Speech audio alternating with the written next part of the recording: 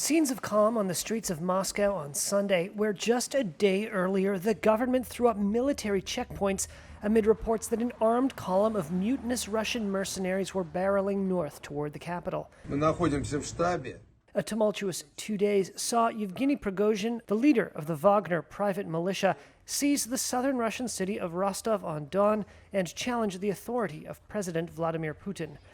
But a short while later, a deal was brokered that saw the mercenaries stand down, with Prigozhin to leave Russia for neighboring Belarus.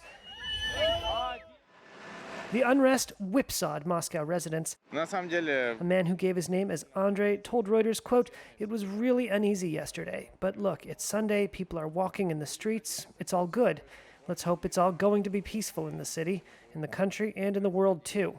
Let's hope it will all be peacefully resolved." But in Rostov-on-Don, where Wagner tank treads scored the city's pavement, locals were still shaken. A resident who gave his name as Dmitry said simply, "There are very serious problems in the country and they need to be solved. People who can no longer tolerate it, they resort to such radical methods as Prigozhin."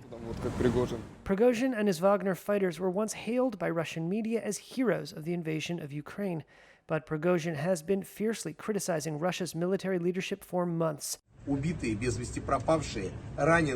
Friday, he claimed his forces were attacked by the regular army, prompting his apparent mutiny.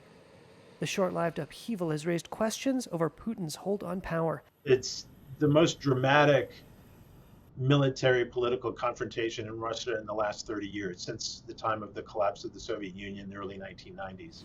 Brian Taylor is a professor at Syracuse University. I think Putin emerges from this significantly weakened. I think if you're a member of the Russian elite, or in fact a member of the Russian population, you're going to look at this and think, wow, a private army just drove on Moscow for most of the day.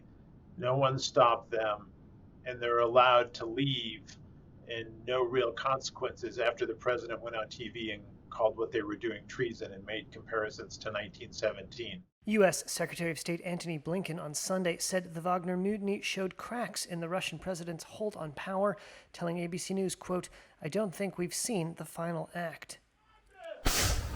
And there's also the question about how this might impact Russian operations in Ukraine, just as Kiev is in the midst of a counteroffensive.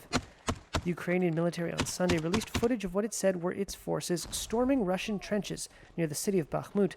A brigade commander claimed on Telegram the video showed a Russian bridgehead on a riverbank had been completely cleared. Russia's defense ministry said it had repelled attacks, including 10 in the Bakhmut area.